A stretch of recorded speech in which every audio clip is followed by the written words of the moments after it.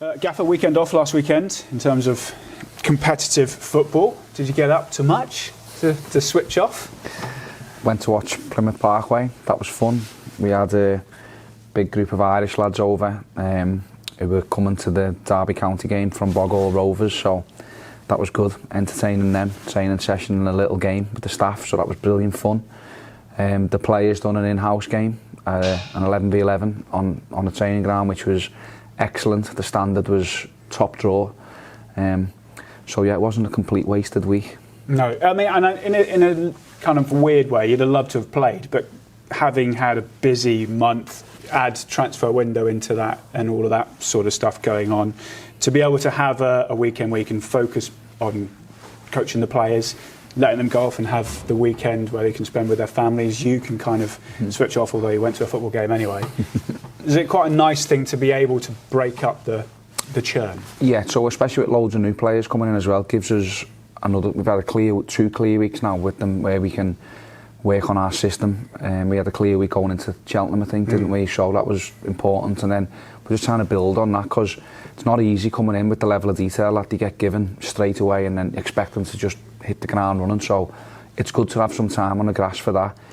The players worked really hard last week, and then it was good for them to go home and see family, because we're going into a period now where we play 7 games in 28 days, so there won't be much time off. So yeah, everybody seen the benefit of it. It wasn't ideal getting a game cancelled, but yeah, we had to deal with it, and it wasn't, say, a complete wasted week. And this week we've been fresh, full week on the grass, and hopefully we'll be ready. Take that's a really important thing going into the top two facing each other on Saturday. Yeah, we've had plenty of time to watch and analyse, and we know all what Sheffield Wednesday are about anyway. We played them enough last season, we've already played them this year. They're in brilliant form, they're a good team who are so strong at home. They haven't lost in so many games, so we're under no illusion it's going to be a hard game. But it's a game that we're looking forward to, and think, you know, we've got to go there with an attitude to think, well, let's go and be us, and let's try and be positive and take the game to them, and if we do that, then we know that if we're at our best, we're a match for anyone. I think I asked you a similar question before the Ipswich game a couple of weeks ago, where it was a sellout. We were taking loads up there. It was first against second that day as well, and it's the same. I suppose you're so used to playing these big, high-octane matches now. Yeah, I bet my answer was exactly the same as well. Yeah. It probably was exactly the same.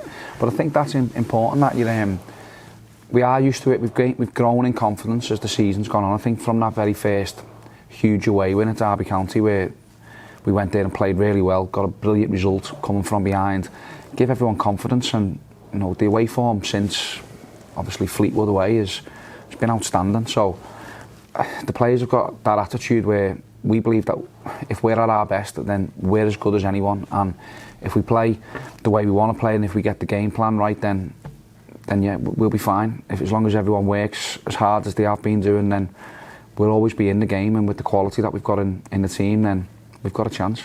What sort of game are you expecting? Yeah, probably a slightly different type of game than Ipswich. So they have a slightly different style.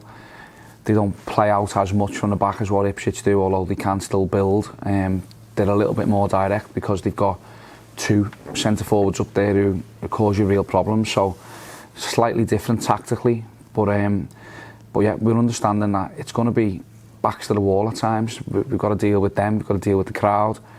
You know, deal with the occasion of a top of the league clash, and then they're going to have a plan as well when we get it. And how can we hurt them? What can we do to exploit what they're not great at? So we know it'll be a hard game. We're not going there thinking we're top on it. This will be fine. It won't be far from it. So we'll have to be really good to get anything from the game. Just on the crowd as well, I can't remember a bigger amount of away fans we've taken to a league game in a very, very long time. I can't think of many. We've done this, 3,700 in a 30,000 seater stadium where they'll have big support. Again, we've played a couple of games like this, but just for you, what will that be like? How can you get your messages across? Yeah, it's going to be loud. So that was a consideration. You've got to pick players who know what they're doing, because some of your messages that you're trying to get on, you can't because of how loud the crowd is. It's tough. my voice is probably going to go after the game, I'm sure. But just for our crowd, for us to do that, we send that many people up there to Sheffield at the weekend is just incredible. The trains are off on strike, there's an airline gone bust, with flights are being cancelled, so yeah, I'm sure every coach, every minibus, everyone who can drive, who doesn't want to drink, will be driving to Sheffield, and can't thank them enough for their efforts. And we will, obviously the players, we don't need telling, they see it as soon as we pull up at Hillsborough, our fans are there. And as soon as they go out for the warm-up, they're there. And when we come out before the game, it'll be an amazing feeling, so I know that they'll put in a performance for them.